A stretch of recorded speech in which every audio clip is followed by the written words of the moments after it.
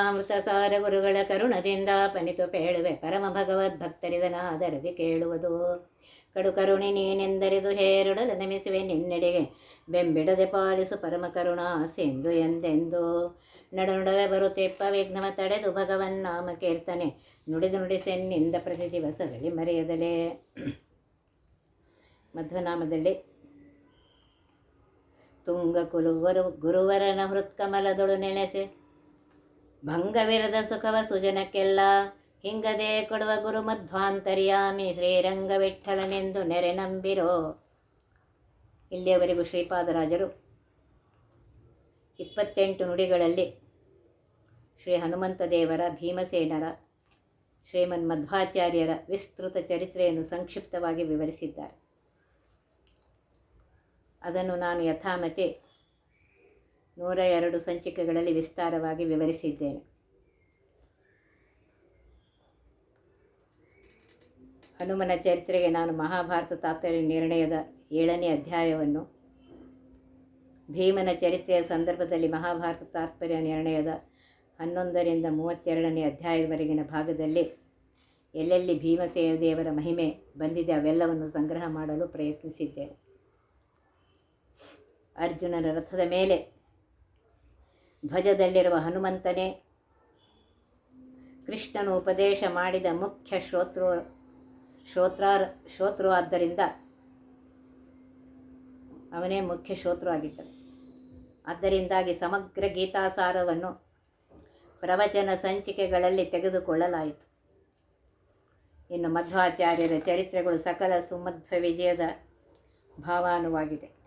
ಹೀಗಾಗಿ ಈ 102 ಎಪಿಸೋಡುಗಳು ತಾತ್ಪರ್ಯ ನಿರ್ಣಯ, ಭಗವದ್ಗೀತೆಯ ಹಾಗೂ ರಾಮಾಯಣದ ಸಾರವಾಗಿದೆ. ಈ 3 ಅವತಾರಗಳನ್ನು ಬಂಡಿಸಿದ ಮಧ್ವನಾಮವು ತ್ರಿವಿಕ್ರಮ ಪಂಡಿತಾಚಾರ್ಯರ ವಾಯುಸ್ತುತಿಯ ಭಾವಾನುವಾದವಾಗಿದೆ. ಈ ಕೊನೆಯಲ್ಲೇ ಈ ಗ್ರಂಥದ ಸಮಾಪ್ತಿಯನ್ನು ಮಾಡುತ್ತಾ ಶ್ರೀಮದಾಚಾರ್ಯರನ್ನು ಈ ರೀತಿ ವರ್ಣಿಸುತ್ತಾರೆ. ಹಂಸನಾಮಕ ಪರಮಾತ್ಮನಿಂದ ಬಂದ ಉತ್ತರಾದಿ ಮಠದ ಪೀಠವನ್ನು ಅಲಂಕರಿಸಿ ಜಗತ್ತಿಗೆ ಶ್ರೇಷ್ಠ ತತ್ವಜ್ಞಾನವನ್ನು ಕೊಟ್ಟರು. ಅದ್ಭುತ ಭಗವನ್ ಮಹಿಮೆಯನ್ನು ಸಾರಿದರು. ನಮ್ಮ ಹೃತ್ಕಮಲದಲ್ಲಿ ಇಂತಹ ಗುರುಗಳನ್ನು ಸ್ಥಾಪನೆ ಮಾಡಿದರೆ ನಮಗೆ ಮೋಕ್ಷ ಸುನಿಶ್ಚಿತ. ಏಕೆಂದರೆ ನಮ್ಮ ಗುರುಗಳಾದ ಮಧ್ವಾಚಾರ್ಯರ ಅಂತರ್ಗತನಾದ ರಂಗವಿಠಲನು ಸ್ವಲ್ಪವೂ ಕಡಿಮೆಯಾಗದಂತೆ ಲೌಕಿಕ, ಆಧ್ಯಾತ್ಮಿಕ ಸಕಲ ವಿಧ ಸಂಪತ್ತಿಯನ್ನು ಮಧ್ವಾಂತರ್ಯಾಮಿಯಾದ ನಮ್ಮ ಹೃತ್ಕಮಲದಲ್ಲಿ ವಾಸರಾದ ಶ್ರೀ ವೇದವ್ಯಾಸ ದೇವರು ಹಾಗೂ ಶ್ರೀಪಾದರಾಜರ ಆರಾಧ್ಯನಾದ ರಂಗವಿಠಲನು ತಪ್ಪದೆ ಮೋಕ್ಷ ಸುಖವನ್ನು ಕೊಡುವನು. ಆದ್ದರಿಂದ ಅವನನ್ನು ನಂಬಿಯೇ ಎಲ್ಲ ಕಾರ್ಯಗಳಲ್ಲಿ ಪ್ರವರ್ತರಾಗೋಣ. ಪುರಂದರದಾಸರು ಒಂದು ಕಡೆ ಹೇಳ್ತಾರೆ, ನಂಬಿ ಕೆಟ್ಟವರಿಲ್ಲವೋ ರಂಗಯ್ಯನ ನಂಬದೆ ಕೆಟ್ಟರೆ ಕೆಡಲಿ ಎಂಬ ಈ ಪದ್ಯವನ್ನು ನೆನಪು ಮಾಡಿಕೊಂಡು ಹೃತ್ಕಮಲ ನಿವಾಸಿ ಮೋಕ್ಷದಾಯಕನಾದ ಮಧ್ವಾಂತರ್ಗತ ಭಗವಂತನು ಅನುಗ್ರಹಿಸಲಿ ಎಂದು ಪ್ರಾರ್ಥಿಸೋಣ.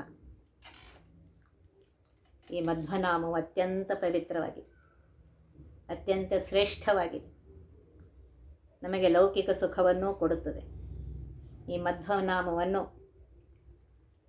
ಬರೆದು ಓದಿ ಪಾರಾಯಣ ಮಾಡಿದವರಿಗೆ ಚಂದ್ರಗ್ರಹಣ ಮತ್ತು ಸೂರ್ಯಗ್ರಹಣದ ಪರ್ವಕಾಲದಲ್ಲಿ ಶ್ರೇಷ್ಠ ಬ್ರಾಹ್ಮಣರಿಗೆ ಗಂಗಾ ನದಿಯ ತೀರದಲ್ಲಿ 1000 ಗೋವುಗಳನ್ನು ದಾನ ಮಾಡಿ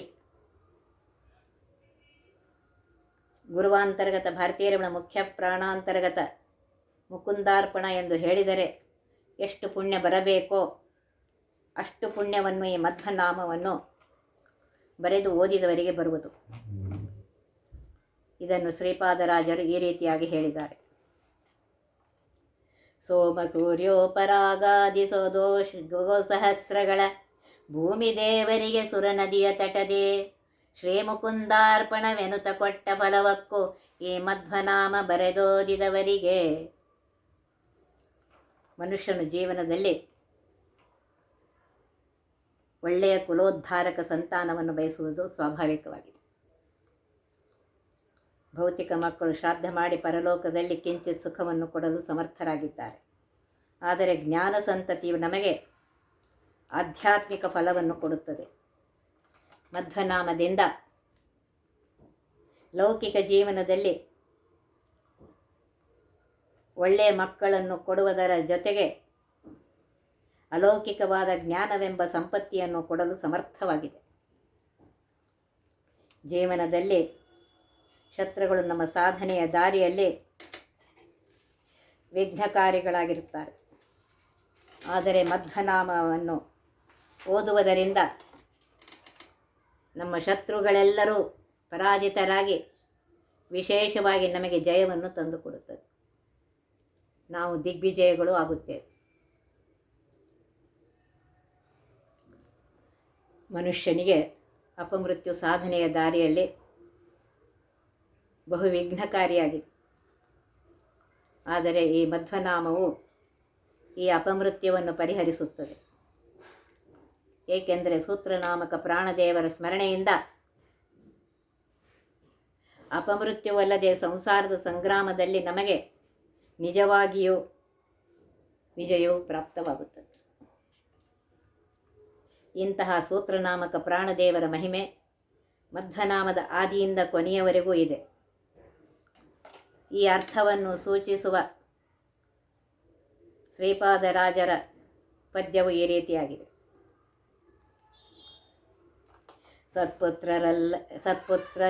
ಪುತ್ರರಿಲ್ಲದವರು ಸತ್ಪುತ್ರರೈದುವರು, ಸರ್ವತ್ರದಲ್ಲಿ ದಿಗ್ವಿಜಯವಾಗುವುದು ಸದಾ. ಶತ್ರುಗಳು ಬೇಳ್ವರಪಮೃತ್ಯು ಬರಲಂಜುವುದು, ಸೂತ್ರನಾಮಕನ ಸಂಸ್ಕೃತಿ ಮಾತ್ರದೇ. ನಮ್ಮ ಜೀವನದಲ್ಲಿ ಆದಿಭೌತಿಕ, ಆಧ್ಯಾತ್ಮಿಕ, ಆದಿದೈವಿಕ ಅನೇಕ ತಾಪಗಳು ನಮ್ಮನ್ನು ಪ್ರತಿ ಕ್ಷಣವೂ ಪೀಡಿಸುತ್ತಿರ್ತವೆ. ಇಂತಹ ಪೀಡೆಯಿಂದ ಪಾರಾಗಬೇಕಾದರೆ ಮಧ್ವನಾಮವನ್ನು ತಪ್ಪದೇ ಪಾರಾಯಣ ಮಾಡ್ತಾ ಇದ್ದರೆ ತ್ರಿವಿಧ ತಾಪಗಳು ದೂರವಾಗುವು. ಅಷ್ಟೇ ಅಲ್ಲ, ಮೋಕ್ಷವು ಕೈಗೆ ಎಟಕುತ್ತದೆ. ಏಕೆಂದರೆ ಈ ಸಂಪೂರ್ಣ ಮಧ್ವನಾಮವು ಜಗನ್ನಾಥ ವಿಠ್ಠಲನ ಬಂಟನಾದ ಹನುಮಂತ ದೇವರ ಮಹಿಮೆಯಿಂದ ತುಂಬಿದೆ.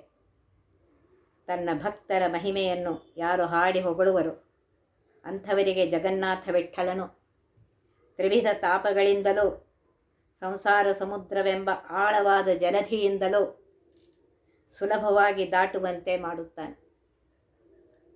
ಈ ಮಾತನ್ನೇ ಶ್ರೀಪಾದರಾಜರು ತಮ್ಮ ಪದ್ಯದಲ್ಲಿ ಈ ರೀತಿಯಾಗಿ ಹೇಳ್ತಾರೆ. ಶ್ರೀಪಾದರಾಜರು ಸುರಿದ ಮಧ್ವನಾಮ ಸಂತಾಪವನು ಕಳೆದು ಸೌಖ್ಯವನೇವುದೋ, ಶ್ರೀಪತಿ ಜಗನ್ನಾಥ ವಿಠ್ಠಲನ ತೋರೆ ಭವಾಕೂಪಾರದಿಂದ ಕಡೆಹಾಯಿಸುವುದು. ಇಂತಹ ಮಧ್ವನಾಮವನ್ನು ಈಗ ನಾನು ಪೂರ್ಣವಾಗಿ ನಿಮ್ಮೆದುರಿಗೆ ಪಠಿಸುತ್ತೇನೆ. ಶ್ರೋತೃಗಳಾದ ನೀವೆಲ್ಲರೂ ಸೇರಿ ನನ್ನ ಜೊತೆಯಲ್ಲಿ ಪಾರಾಯಣ ಮಾಡಿ.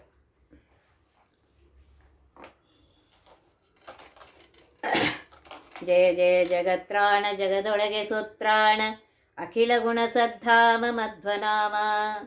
ಆವ ಕಚ್ಚಪ ರೂಪದಿಂದಡಂದೋದಕದೆ ಓವಿಧರಿಸಿಹ ಶೇಷಮೂರುತಿಯನು.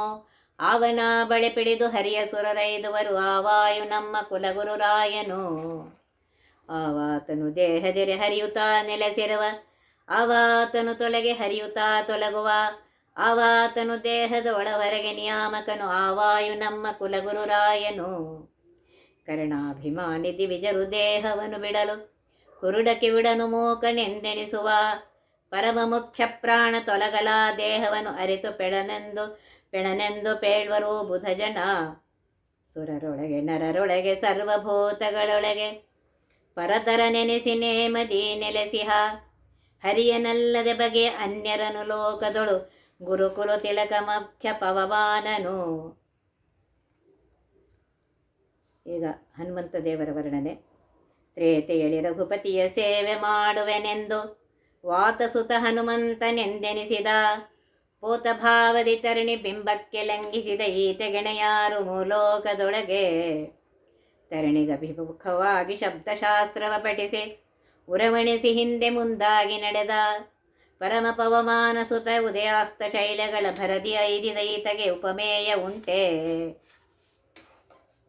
ಅಖಿಲ ವೇದಗಳ ಸಾರವ ಮುನ್ನತ ನಿಖಿಳ ವ್ಯಾಕರಣ ಶಾಸ್ತ್ರವನ್ನು ಪೇಳೆ. ಮುಖದಲ್ಲಿ ಕಿಂಚಿತ್ ಅಪಶಬ್ದವಿವಗಿಲ್ಲೆಂದು ಮುಖ್ಯ ಪ್ರಾಣನನು ರಾಮನನು ಕರೆಸಿದ. ತರಣಿಸುತನನು ಕಾಯ್ದು ಶರದಿಯನು ನೆರೆದಾಟಿ ಧರಣಿಸುತೆಗಳ ಕಂಡು ಧನುಜರೊಡನೆ ಭರದಿರಣವನು ಮಾಡಿ ಗೆಲೆದು ದಿವ್ಯಾಸ್ತ್ರಗಳ ಉರುಹಿಲಂಕೆ ಇಂಬಂದ ಹನುಮಂತನು.